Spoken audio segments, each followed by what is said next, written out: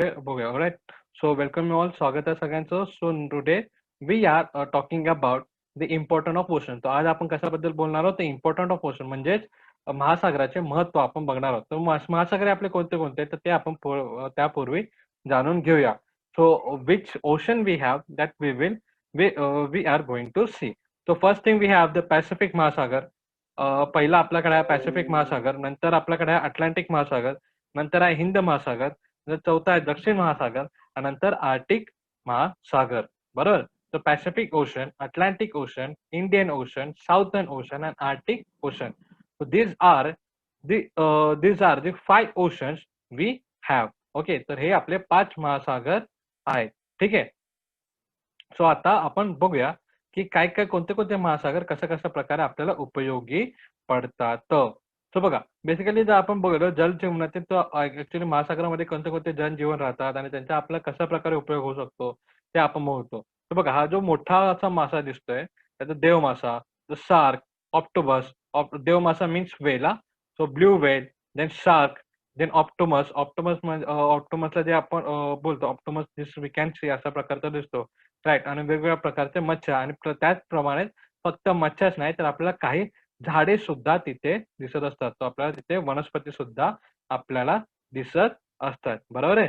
तर त्या वनस्पतीचा सुद्धा आपण उपयोग करत असतो आणि आपल्याला ते कशा प्रकारे आपल्या पृथ्वीसाठी पण आणि आपल्यासाठी पण उपयोगी असतात. तर बघा, त्याने काय होतं, मागील इयत्तामध्ये आपण पृथ्वीवरील शिलावरण व जलावरण यांचा अभ्यास केला होता.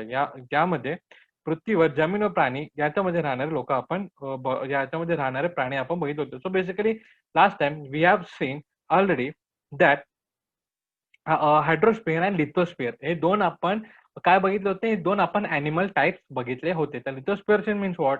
जे जमिनीवर राहतात, म्हणजे जमिनीवर राहतात, आणि हायड्रोस्फिअर्स म्हणजे जे पाण्यामध्ये राहतात. अशा प्रकारचे आपण दोन प्राणी बघितले होते. तर इम्पॉर्टन्स ऑफ ओशन मध्ये इम्पॉर्टन्ट ऑफ ओशन मध्ये आपण आता हायड्रोस्फिअर जे अॅनिमल्स आहेत त्याबद्दल आपण बघणार आहोत. म्हणजे जे जलमग्न आहेत किंवा त्याला आपण बघू शकतो की जलमध्ये म्हणजे जलावरण मध्ये आपण कोणते प्राणी राहतात ते आपण बघणार आहोत. So the hydrosphere includes all the water bodies that exist on the earth. This covers all over the ocean, seas, rivers, and their tributaries, lakes, resources, and also the groundwater. Of the total global waters, then 97.7 is continent or contained. Sorry, that is not that is contained in the ocean. So basically ते आपल्याला काय सांगतात ते, तर आपण अर्थचा जो part बघू शकतो दॅट इज 97.7% आपल्याला पाण्याखाली किंवा ओशनने कव्हर झालेला आपल्याला दिसतो. तर बघा, हायड्रोस्फिअर जे बद्दल म्हणजे जेव्हा आपण जलावरण बद्दल जेव्हा आपण बोलतो तर जलावरण म्हणजे फक्तच समुद्रातले नाही तर नदीमध्ये असणारे, तलावामध्ये असणारे, आपला जो भूखंड ग्राउंड वॉटर जो आपल्याला बघा ग्राउंड वॉटर म्हणजे जमिनी खाली असणारं पाणी, त्याच्यात सुद्धा काही प्राणी आढळून येतात. तर ते सुद्धा आपण बघू शकतो. तर त्याच्या सुद्धा त्यांच्यामध्ये मोजणी होत असते.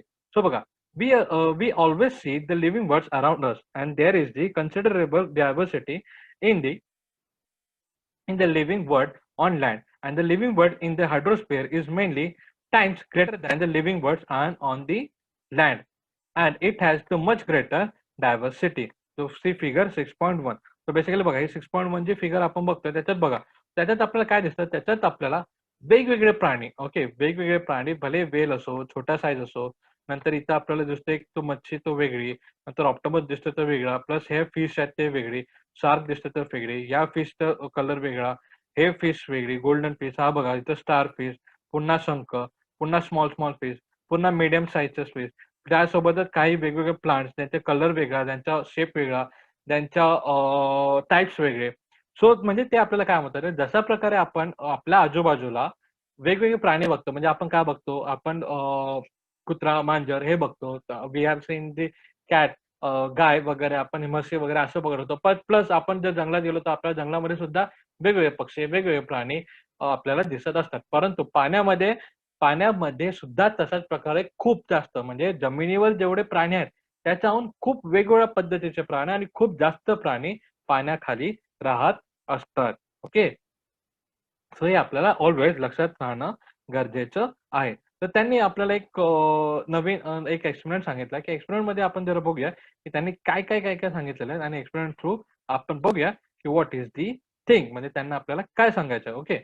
So use the following ingredients 1 bowls of rice flakes म्हणजे poha and 1 teaspoon oil and 1 tomato and a small onion diced, chili powder to taste and mix the ingredient well and give the mixture to all your friends and then after the taste and now added the salt and the mixture of the small state. So बघा त्यांनी basically आपल्याला काय सांगितलं, जेव्हा केव्हा आपण कोणतीही वस्तू बनवतो बघा, कोणतीही वस्तू बनवणार त्याच्यामध्ये जर आपण मीठ टाकलं नाही तर बघा ती वस्तू कशी लागेल, तर ती वस्तू आपल्याला त्याची बेसिकली आपल्याला चवच लागणार नाही. भले त्याच्यामध्ये मसाले सगळे जास्त असो, भले त्याच्यात तिखट मिरची व्यवस्थित असो, भले ती किती स्वादिष्ट गोष्ट असो, परंतु जर त्याच्यामध्ये मीठ नसेल, तर आपल्याला त्याची चव लागणार आहे का? तर याचं उत्तर आहे नाही. परंतु जेव्हा केव्हा आपण त्या गोष्टीमध्ये थोडं तरी मीठ टाकू किंवा काही मीठ टाकू, तर बघा त्याच्यामध्ये चव ही बदलताना आपल्याला दिसू शकते. So we can experience the great taste after we added a salt. After we add a salt. जेव्हा केव्हा पण आपण मीठ ॲड करू, त्या मीठ ॲड केल्यानंतर आपल्याला त्याच्यामध्ये चव ही दिसून येते आणि चांगल्या प्रकारची चव आपल्याला दिसून येते. ओके. सो तर म्हणजे ह्याचाच अर्थ काय? So hold on. Okay. Just so here is the thing we can see. So see हा एक एक्सपेरिमेंट बघितला, तो म्हणजे हे एक आपण बघतो बरोबर. आता दुसरा एक एक्झाम्पल असा, की जर आपण take some water and beneath the water from the borewell and keep the water in the strict sunlight and do not remove the dish until the water gets evaporated. Observe the dish of the water has evaporated completely and see the thing and taste the substances at the dish. तर त्यांनी आपल्याला basically काय सांगितलं, जर आपण कोणताही पाणी घेतलं, कोणताही नाही, बेसिकली ग्राउंड वॉटर घेतलं. ग्राउंड वॉटर म्हणजेच काय, तर आपण जेव्हा बोरिंगचं पाणी जेव्हा घेतलं, बोरिंगच्या पाण्यामध्ये जर आपण एका वाटीमध्ये किंवा एका डिशमध्ये आपण घेऊन ते जर त्याला आपण जर सूर्य दाखवला किंवा त्याचं पुरं पाणी इव्हापोरेट करून घेतलं, तर काय होईल, सूर्य दाखवून त्याच्यातलं जो पाण्याचं बाष्पीभवन केल्यानंतर काय होईल, तर बघा आपल्याला एक असा व्हाईट कलरचा पदार्थ आपल्याला सापडेल. व्हाईट कलरचा पदार्थ आपल्याला सांगेल, ज्याची चव आपल्याला खारट लागेल. त्याचंच नाव काय? त्याचंच नाव आहे मीठ. तर बघा मीठ म्हणजेच काय? तर भले आपलं ड्रिंकिंग वॉटर का नसो, म्हणजे पिण्याचं पाणी का नसो किंवा बोरिंगचं पाणी असो किंवा समुद्राचं पाणी असो किंवा नदीचं पाणी असो, या सगळ्यांमध्ये आपल्याला मिठाची गरज आपल्याला भासते. म्हणजे मीठ आपल्याला त्याच्या गरज भासत नाही, तर मीठ बेसिकली तिथे असतं. भले त्यांची क्वांटिटी कमी जास्त असते, भले पाण्यामध्ये भले पाण्यामध्ये मीठ हे कमी जास्त आणि पाणी आपण पिण्यालागत बोलतो किंवा वेगवेगळं बोलतो, तर कोणतं पाणी खारट म्हणजे समुद्राचं पाणी खारट आणि जर नदीचं पाणी आपल्याला चांगला लागतो पिण्यासाठी. कारण त्यांच्यामध्ये दोघांमध्ये मिठाची जी क्वांटिटी असते ती कमी असते आणि ह्याच्यामध्ये समुद्रामध्ये मिठाची क्वांटिटी ही जास्त असते. आणि बघा तो ते आपल्याला या ठिकाणी सांगत आहेत. ओके. सो हे एक आपण पॉइंट बघितला राइट. म्हणजे ह्याचाच अर्थ काय, तर ह्याचाच अर्थ असे प्रत्येक पाण्यामध्ये जमिनीच्या किंवा पृथ्वीच्या भले प्राण्यामध्ये भले पाण्यामध्ये भले ते पाणी समुद्राचं असो, भले तो नदीचं असो, भले विहिरीचं असो, कोणतंही असो, तर प्रत्येक पाण्यामध्ये आपला क्षार म्हणजे मीठ आपल्याला आढळून येतो. Mean salt we can observe, we can or we have the what we call the salt in that. All right. So आता आपण बघूया next thing what we have. So there is a abundant aquatic life in the ocean. तो हा एक point झाला. आता आपण बघतो की जनजाती कशी आहे. तर जनजातीबद्दल आपण बघूया. तर there is an abundance. Okay. So there is an abundance or abundant aquatic life in the ocean, from the microscopic planktons to huge whales. The different types of living things are found in the ocean. The once they die, they remain accumulated in the ocean. All the rivers flows from the mountains or the hilly areas finally meets the ocean, and the sediment from the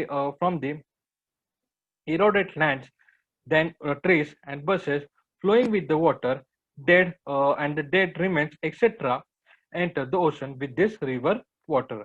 and in both of the above process, the dead animal or dead remains the deposit and realizing the various and the releasing various minerals and salt in the ocean water. The volcanic eruption occurs on land. Similarly, volcanic eruptions take place in the ocean as well. See the figure 6.3. And during the volcanic eruption, the different minerals, acids, salt, and gases are added to the water, and this increases the level of salt and the minerals in ocean water. So बघा basically ते आपल्याला काय सांगतात तर basically आपल्याला ते असं सांगतात की बघा आपल्याला माहिती आहे आपल्या सगळ्यांना माहिती आहे की समुद्रामध्ये खूप वेगवेगळ्या प्रकारचे प्राणी किंवा खूप वेगवेगळे मच्छी किंवा वेगवेगळे प्लांट्स आपल्याला तिथे आढळून येतात. पण बघा जसं आपण बघतो की समुद्राचे प्राणी किंवा समुद्राचे मासे किंवा समुद्राचे प्लांट म्हणजे वनस्पती जर मेले तर ते कुठे जातात तर ते मरून ते पुन्हा एकदा समुद्रामध्ये जमा होत जातात आणि ते हळूहळू ते तिकडे जमा होत राहतात. तर समुद्रातले प्राणी हे तर मरून समुद्रामध्ये जमा होतात परंतु नदी मार्फत जे सेडिमेंट म्हणजे काय नदी मार्फत येणारा गाळा किंवा नदी मार्फत येणारा पालापाचोळा किंवा नदी मार्फत येणारे जे काही डेड अॅनिमल्स असतील किंवा डेड प्लांट्स असतील ते सुद्धा येणार जाणार म्हणजे कचरा बेसिकली जैविक कचरा तो सुद्धा आपण बघू शकतो की येऊन कुठे जमा होतो समुद्रामध्ये जमा होतो. तर या समुद्रामध्ये सतत जमा होण्या कारणाने काय होत राहतं तर समुद्रातला जो क्षार आहेत आणि मिनरल्स म्हणजे समुद्रामध्ये आढळणारे जे मिनरल्स आहेत मिनरल्सलाच आपण शब्द बघूया. ओके.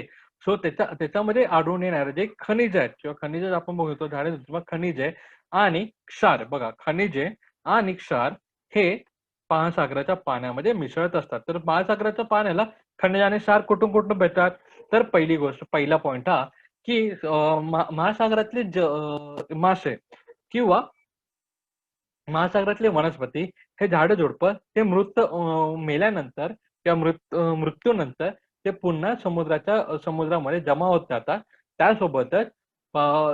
त्यासोबतच नदीपासून येणारा गाळा नदीपासून येणारे झाडे-झुडपे नदीपासून येणारे जे मृतावशेष म्हणजे काय जे मेलेले प्राणी किंवा मेलेले झाडे-झुडपं असतात ते सुद्धा नदीच्या पात्रासोबत किंवा नदीच्या फ्लो सोबत आपल्याला समुद्रामध्ये पुन्हा एकदा मिक्स झालेले दिसून येतात. तर ते पण कसे होतात ते पण येऊन समुद्राच्या तळाला साठत जातात. तर त्यांच्या जे साठण्यामध्ये त्यांचं साठणं सतत वाढल्या कारणाने आपल्याला क्षार म्हणजेच मीठ आणि खनिजे मीन्स मिनरल्स हे जास्तीत जास्त जमा झालेलं आपल्याला दिसून येतात. Okay. So like that we can see the salt and minerals is added to the oceanic water म्हणजे महासागराच्या पाण्यामध्ये आपल्याला अशा प्रकारे मिनरल्स म्हणजेच खनिजे आणि क्षार हे मिक्स होताना दिसतात. परंतु एवढंच नाही तर volcanoes eruption on the land similarly the volcanic eruption take place in the ocean as well. म्हणजे जशा प्रकारे आपला बघू शकतो जशा प्रकारे ज्वालामुखीचा उद्रेक हा जमिनीवर होत असतो किंवा ज्या ठिकाणी ज्वालामुखी आहे आपण जसं जापान सारख्या देशामध्ये आपण बघितलं तिथे ज्वालामुखी उद्रेक होत राहतात. ओके. ओके. तशाच प्रकारे आपल्या समुद्रात सुद्धा ज्वालामुखी आहेत आणि त्यांचा सुद्धा उद्रेक हा होत असतो आणि त्यांच्यामुळे येणारा जो लावारस आहे किंवा त्यांच्या उद्रेकानंतर येणारा जो लावारस आहे तो सुद्धा समुद्राच्या तळाशी जमा होऊन मिनरल्स आणि क्षार वाढवायचं काम करत असतो. तर बघा हे सेम की व्हॉल्कॅनो हा जो समुद्रामध्ये फुटतो आणि तिथला जो लावारस आहे जो बाहेर पडतो राईट इथं आपण बघू की लावारस बाहेर पडत आहे आणि प्लस त्या लावारसमुळे इथं थोडा जो मोठ्या ताकदीच्या लहरी निर्माण झालेला आपण बघू शकतो. वेव्स आपण निर्माण झालेलं बघू शकतो आणि हा जो लावारस आहे पुन्हा एकदा बघा सी बेडवर म्हणजे समुद्र तळाखाली आपण बघू शकतो की जमा होतात आणि पुन्हा एकदा मिनरल्स अँड सॉल्ट हे वाढत आहेत. And due to the continuous evaporation of the oceanic water and due to the okay sir sea water is salt why because this is the reason see बघा बघ बेटा so राज बेटा देखो all right so let's go आपण so we will go to the next point. So due to the continuous evaporation of oceanic water तो सिर्फ इतना ही नाही मतलब म्हणजे फक्त एवढंच नाही की एवढे गाळा वगैरे येत आहे आणि मच्छा वगैरे मरतात आहे एवढंच कारण नाही तर सतत होणारा बाष्पीभवन, म्हणजे पाणी पण बघा, समुद्राचं पाणी सुद्धा बघा सतत बाष्पीभवन होत आहे, त्याच्या कारणाने सुद्धा जो समुद्र जो मिठाचा जो प्रमाण आहे, म्हणजे क्षारचा जो प्रमाण आहे, तो सुद्धा वाढत चालला आहे. And all this things makes the ocean water salty. So all these things are make the ocean water salty, and this salinity of water is different at the different places, and the salinity is expressed in the term of mils, that particular per thousand. So mils, and the average salinity of the oceanic water is 35% OO, and the Dead Sea is known have to maximum salinity, and its salinity is 332. म्हणजे ते काय म्हणतात रे, हा जो क्षार आहे म्हणजे जो सॉल्टीनेस आहे, ओके, वॉटरचा सॉल्टीनेस हा सगळीकडे आपल्याला वेगवेगळ्या ठिकाणी वेगवेगळं आपल्याला आढळून येतं. की बघा काय काय ठिकाणी फक्त प्राणीच जे असतील जे आपण प्राणीच जे आहे ते क्षार वाढवत असतील, परंतु काय काय ठिकाणी व्हॉल्कॅनो सुद्धा असतील जे त्या समुद्राचा क्षार किंवा त्या ठिकाणाचा क्षार किंवा त्या ठिकाणाचा सॉल्टीनेस हा वाढवायचं काम करत असतो. तर याच्याच कारणाने आपण बघू शकतो की वेगवेगळ्या ओशनला म्हणजे वेगवेगळ्या महासागराचा आपल्याला वेगवेगळा सॉल्टीनेस दिसून येतो. तर तो जो एव्हरेज सॉल्टीनेस आहे, एव्हरेज सॉल्टीनेस म्हणजेच काय, म्हणजे सरासरी जो क्षारकता आहे तो आहे 35%. आणि क्षाराचं पर्सेंटेज कशामध्ये मोजतात, तर क्षाराचा पर्सेंटेज हा मिल्स मध्ये in the terms of mils. Mils म्हणजे is express in the terms of mils. म्हणजे मिल्स म्हणजे काय, तर प्रत्येक एका म्हणजे एका सर्टन पाण्यामध्ये किती प्रकारचे क्षार असतात, म्हणजे किती प्रमाणात क्षार आहे ते आपण बघू शकतो समुद्राच्या पाण्यामध्ये. तर सरासरी आपल्याला 35% अशा प्रकारे आपल्याला क्षार दिसून येतो. परंतु डेड सी म्हणजेच डेड सी म्हणजे मृत समुद्र, त्या मृत समुद्राची क्षारता ही 332 डिग्री किंवा 32% आपल्याला आढळून येईल. ओके, सो अशा प्रकारे ह्याचा सर्वात जास्त म्हणजे डेड सीचा सर्वात जास्त आपल्याला तिकडे क्षारता आपल्याला आढळून येईल. राईट, आता नेक्स्ट पॉईंट आपण बघूया. तर नेक्स्ट पॉईंट इज की we obtain the salt from the salty water and the salt as the substances to obtain by constructing salt pan in the coastal area. See figure 6.4. The area and the salt is the item in our diet, and many minerals like phosphate and sulfate, iodine, etc. are also obtained from the sea, and we depend on ocean for some extract for the minerals. तर ते आपल्याला सांगतील बघा, अशा प्रकारे आपल्याला salt pan बघा, coastal area, तर कोस्टल एरियामध्ये सॉल्ट पॅन पासून आपल्याला सॉल्ट म्हणजे मीठ तर आपल्याला भेटतोच, परंतु आपल्याला समुद्राच्या पाण्यामध्ये फक्त मीठच नाही तर आपल्याला त्याच्यामधून फॉस्फेट आणि सल्फेट आणि प्लस आयोडीन हे सुद्धा जे 3 घटक आहेत, 3 मुख्य मिनरल्स आहेत, ते सुद्धा आपल्याला भेटत असतात. तर बघा, फॉस्फेट, सल्फेट आणि आयोडीन हे जे 3 घटक आहेत, हे 3 जे खनिजे आहेत ते सुद्धा आपल्याला भेटत असतात. खनिज मिनरल्स जे आपल्या शरीराला आवश्यक आहेत ते सुद्धा आपल्याला समुद्रातून मिळत असतात. आणि तेवढंच नाही तर काही खनिज म्हणजे आपण नॅचरल गॅस वगैरे म्हणजे म्हणतो, म्हणजे नैसर्गिक गॅस वगैरे ते सुद्धा आपल्याला समुद्रापासून मिळत असतात. Okay, next point. So see now we are looking at the next point. तर टिल दिस पॉइंट आतापर्यंत आपण हेच बघितलं होतं की आपल्याला कशा प्रकारे सागरामध्ये क्षार हे वाढतं, त्याच प्रकारे कशा प्रकारे आपल्याला क्षार आपल्याला उत्पन्न होऊ शकतं, म्हणजे मीठ म्हणजे सॉल्ट. वी हॅव सीन की हाऊ दी सॉल्ट लेवल और saltiness of the water of the oceanic water is increasing, and plus how we can get this salt back. आपण कशा प्रकारे मीठ हे क्षार पुन्हा मिळवू शकतो, आणि प्लस कशा प्रकारे आपल्याला आणि कशा प्रकारे मीठ पाण्यामधले मीठ हे वाढतं हे आपण बघितलेलं होतं. आणि प्लस विच मिनरल्स आणि मिनरल्स कोणते कोणते आहेत ते सुद्धा आपण बघितलेलं होतं. Right, like phosphate and sulphate and iodine अशा प्रकारचे मिनरल्स आपण पाहिलेले होते. आता आपण जाऊया नेक्स्ट सेशन कडे. तर नेक्स्ट सेशन मध्ये आपल्याला काय भेटणार आहे, काय बघणार आहोत ते आपण आता बघूया. So let's go.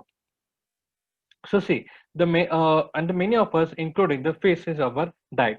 So we get the fish from rivers, lake, and seas. The proportion of the fishes in the sea is much greater than those in rivers and lakes. And catching marine animals is the large scale activity around the world or world over. And it is the one of the ancient occupation of the human being. And through All right. And all right.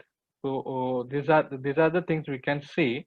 Okay. तो ते काय बोलतात ते, तर ते असं बोलतात की बघा, आपल्याकडे सॉरी, आपण समुद्राचे मच्छ्या वगैरे आपण खात असतो, राईट? आपण कोणत्या-कोणत्या मच्छ्या खातो, तर आपण व्हेरियस टाइप्सच्या आपण मच्छ्या खात असतो. ते मच्छ्या कोणत्या-कोणत्या खातो, तर आपण कोणत्या रिव्हर म्हणजे नद्याच्या मच्छ्या खात असतो, तर कोणत्या आपण लेक म्हणजे तलावाच्या मच्छ्या खात असतो किंवा आपण कोणते समुद्रातल्या मच्छ्या खात असतो. आणि बघा, आपल्याला सगळ्यांना माहिती आहे की समुद्रामध्ये असणारे जे मच्छ्या आहेत, त्यांच्या प्रपोर्शन म्हणजे त्यांचा नंबर हे नदीमध्ये किंवा तलावामध्ये असणाऱ्या मच्छ्यांपेक्षा खूप खूप जास्त आहे, राईट? आणि मच्छ्या पकडणं हे आपल्या माणसाचा सर्वात मोठी म्हणजे आपल्या पृथ्वीवरचा किंवा आपल्या जगातला सर्वात मोठा ऑक्युपेशन आहे. ऑक्युपेशन म्हणजे एक आपण बोलतो एक काम, काम जे बोलत होतो, एक सर्वात मोठं काम. जसं शेती आपल्याकडे ऑक्युपेशन महत्वाचं आहे, तशाच प्रकारे मासेमारी सुद्धा एक व्यवसाय आपला अतिशय महत्त्वाचा आहे. And it is the one of the ancient occupation. हा पुरातन काळापासून चालत येणारा एक ऑक्युपेशन आहे. म्हणजे पुरातन काळापासून चालत येणारा हा काम आहे. And through the food is the major purpose for this activity. Okay. And the marine animals are also used for the production of the fertilizer and the pharmaceuticals and also in the research. Okay. In India, people mainly consume prawns, that कोलंबी, clams, tester and crabs म्हणजे खेकडे, then सिरफिश म्हणजे सुरमई, then आपण बघू शकतो मकरल म्हणजे बांगडा, नंतर पॉम्फ्रेट म्हणजे पापलेट, नंतर इटालियन शार्क म्हणजे मोरी आणि इंडियन सॉलमन म्हणजे ग्राव्हस. तो हे जे मासे आहेत ते आपण मेनली खात असतो. तर बघा ते काय सांगतात ते, की मच्छ्यांपासून जेवण म्हणजे खाणं खाणं म्हणजे मच्छ्या खाणे हा तर एक महत्त्वाचा रिझन असतोच.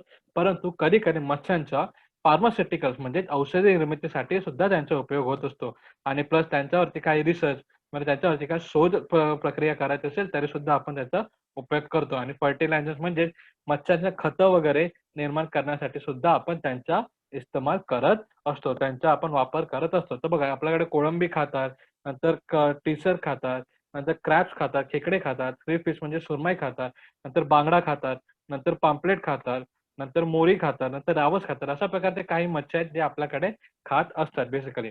And mainly other types of marine animals are consumed in the different parts of the world. आणि वेगवेगळ्या मच्छ्या हे वेगवेगळ्या जगामध्ये कोणत्या-कोणत्या वेगळ्या-वेगळ्या ठिकाणी खात असतात. जे काही कुठं-कुठं आपण ऐकलं असेल ते ऑक्टोपस खात असतात किंवा कुठे-कुठे आपण बघतो शार्क खात असतात किंवा कुठे-कुठे मगरी वगैरे. तर अशा प्रकारचे काही वेगवेगळ्या ठिकाणी वेगवेगळ्या देशामध्ये किंवा वेगवेगळ्या जगाच्या वेगवेगळ्या ठिकाणी वेगवेगळे ॲनिमल्स हे खात असतात. आणि त्याचप्रमाणे आपण अजून एक पॉइंट बघू शकतो, की बघा की shark liver oil, cod liver oil म्हणजेच शार्कच्या यकृतापासून निर्माण होणारा तेल आणि प्लस व्हेल म्हणजे देवमाशाच्या यकृतापासून निर्माण होणारा तेल हा जसं आपलं व्हिटॅमिन डी जास्तीत जास्त प्रोव्हाईड करतो. तर म्हणजे असा इस्तेमालसाठी म्हणजे असा यूजसाठी किंवा अशा वापरासाठी सुद्धा आपण मच्छ्यांचा वापर करत असतो. आणि प्लस म्हणजे वेगवेगळे म्हणजे फक्त खाण्यासाठीच नाही तर वेगवेगळ्या कारणासाठी सुद्धा मच्छ्यांचा आपण वापर करत असतो. The life of the people from this countries that have the coastline largely depends on this sea, especially if there is the few other occupation that is settler and Mauritius, and then we have the Maldives, Mauritius, that is what is Mauritius, that is Mauritius, and Seychelles, and Mauritius and Maldives are etc. Some of this म्हणजे काही-काही देश हे परिपूर्ण म्हणजे पूर्णतः आपण बघतो काही-काही देश हे पूर्णतः आपल्याला मत्स्यांच्या मत्स्य पालन किंवा मत्स्याचा जो खाणं आहे त्यांवरती अवलंबून असतात. तर मॉरिशियस, मालदीव्स आणि सेशेल्स हे त्यामधले काही देश आहेत जे परिपूर्ण मत्स्य पालनावर किंवा समुद्रावर आपल्या उदरनिर्वाहासाठी अवलंबून आहेत. ओके. आणि तसंच आपण बघायला गेलं तर महाराष्ट्राची कोकण किनारपट्टी वगैरे आपलं भारताला सुद्धा खूप मोठा समुद्र किनारा लाभलेला आहे, की जेणेकरून आपल्या इथे सुद्धा मत्स्यपालन सॉरी फिशिंग म्हणजे मासे पकडणे, मासेमारी हा एक हा एक व्यवसाय आहे जो मोठ्या प्रमाणात आपण बघू शकतो. आता आपण बघणार की नेक्स्ट थिंग की ओशन अँड द क्लायमेट. आता आपण ओशन आणि क्लायमेट बद्दल बघणार आहोत, की म्हणजे कोणत्या कोणत्या ठिकाणी कोणता कोणता ओशन आहे आणि कोणत्या कोणत्या म्हणजे तिथं टेम्परेचर कसं आहे ते आपण बघणार आहोत, की जेणेकरून आपल्याला तिथल्या समुद्राची स्थिती आपल्याला थोडी आढळू शकते. तो बेजिंग आहे चायना चायनाची आपण राजधानी बघू शकतो. तर याच्यामधला असणारा जो तापमान आहे तो आपण बघू शकतो. बघा मिनिमम टेम्परेचर कमीत कमी तापमान आपल्याला 8.4 म्हणजे 8.4 डिग्री सेल्सिअस आपल्याला दिसतो. तर जास्तीत जास्त तापमान आपल्याला 18.4 म्हणजेच 18.4 टेम्परेचर आपल्याला दिसून येतं जास्तीत जास्त. आता इस्तांबूल, तुर्की हे बघा, हे जे आपल्याला दाखवलेलं आहे, जे बेसिकली काही मेन सिटीज आणि काही राजधानी आहेत. ओके. तो कोणाकोणाचे कॅपिटल्स आहे आणि कोणाकोणाचे मेन सिटीज आहेत आणि इथले ते कंट्रीज आहेत. आणि इथे आपण बोलतो जास्तीत जास्त तापमान आणि कमीत कमी तापमान आपल्याला इथं आढळून येतं. And above the table the record तो बघा. सो ते इस्तांबूल आहे तुर्की, त्याच्यामध्ये 18 डिग्री बघू शकतो आणि 10 डिग्री. नंतर married Spain, that is Madrid आणि नंतर स्पेन. नंतर तिथं 19 पॉईंट आपण बघू शकतो आणि प्लस 9 पॉईंट आपण बघू शकतो कमी तापमान. न्यूयॉर्क जो आपलं युनायटेड स्टेट ऑफ अमेरिका, त्याच्यामध्ये आपण बघू शकतो की 16.3 आणि 8.3. नंतर नंतर देन अगेन युनायटेड स्टेट्स आणि त्याच्यामध्ये आपण 16.2 आणि प्लस 2.2. नंतर काबूल, अफगाणिस्तान, त्याच्यात 14.7 आणि 5.2 म्हणजे आपण जास्तीत जास्त तापमान आणि कमीत कमी तापमान बद्दल बोलत आहोत. ठीक आहे. आणि नंतर बगदादचा आपण बोलतो इराकचं कोणतं आपलं 30 डिग्री आणि जास्तीत जास्त 30.4 आणि कमीत कमी 14.7 आपण इथलं टेम्परेचर बघू शकतो. रेंज टेम्परेचर आपण करणार आहोत. तर calculate difference mean temperature right in the last column. So these are the things. Okay. Do as direct. So आपण बघूया. तर highlighting the rows from the places that having the range of the temperature over the 10 degree Celsius in the red colour. आणि मग त्यांनी आपलं छोटेसे एक experiment केलेलं आहे. तर आता आपण बघा, आतापर्यंत आपण बघितलं होतं की समुद्राचे काय काय उपयोग होतात आणि समुद्राच्या फूडचा काय काय उपयोग होतात. आता आपण बघणार आहोत की समुद्र आणि त्याचं क्लायमेट म्हणजे काय, त्याचं तापमान, तापमान किंवा त्याच्यामध्ये असणारा वातावरण बेसिकली कसं आहे ते आपण आता बघणार आहोत. तर बघा, आपण ऑलरेडी बघितलं प्लॅनेटोरियम वेव्हज म्हणजे ग्रहीय वारे आणि प्लस लोकल विंड्स म्हणजे प्लॅनेटोरियम विंड्स म्हणजे ग्रहीय वारे आणि लोकल विंड्स म्हणजे ग्रहीय वारे आणि लोकल विंड्स अशाबद्दल आपण बोलणार आहोत आता. बघा, so you must have realized from the above the activity that there are the different temperature in different places of the earth. Similarly, there is a difference in the maximum and the minimum temperature, and this differences is less at the coastal region and nearest to the sea. म्हणजे basically आपण बघतो की जिथे आपल्याला समुद्र दिसतोय तिथे आपल्याला थोडा तापमानामध्ये फरक आढळून येतो. म्हणजे कोस्टल एरिया म्हणजे समुद्र किनारपट्टीवर आपल्याला समुद्र किनारपट्टीच्या एरियामध्ये तापमान किंवा वातावरण हे आपल्याला वेगळं आढळून येतं. सो बघा, म्हणजे तिथलं जो तापमान आहे तो कमी जास्त होणं हे थोडं वेगळं आढळून येतं. So this temperature and this difference is less in the coastal regions and the nearest region of the sea, while it is the more in the region far away from the sea, that is continentally. This means that the region close to the ocean and seas and the large reservation, there is no much difference in the temperature throughout the day. And the main reason of this is mixing the vapor and release through the evaporation of the water, and from this the water bodies into air, and this vapor into the air absorbs or stores and heat released from the land, and hence the temperature in the coastal area remains equable. So म्हणजे basically आपण काय बोलतो, तर basically आपलं ते सांगतात आहे की बघा, की जर आपण समुद्र किनारी जर आपण राहत असो, म्हणजे आपण आता बेसिकली आपण एक एक ऑब्झर्व करू. आता बघा, आपण मुंबई क्षेत्रामध्ये राहतो, तर आपल्याकडे समुद्र आहे, बरोबर. तर आपण समुद्र किनाऱ्यावर राहत असतो, तर आपल्याकडे जो वातावरणामध्ये बदल होत असतो. तर बघा, आपण सकाळचं वातावरण जर 27 असेल तर संध्याकाळचं वातावरण जास्तीत जास्त 23-22 आपल्याला आढळून येतो. म्हणजे जास्त फरक आपल्याला आढळून येत नाही. परंतु जसं जसं आपण आपल्या गावी जातो म्हणजे जर आपण समुद्रापासून जर आपण लांब जात जाऊ, जसं पुणे किंवा नाशिक किंवा पुढे पुढे जर नागपूर वगैरे अशा ठिकाणी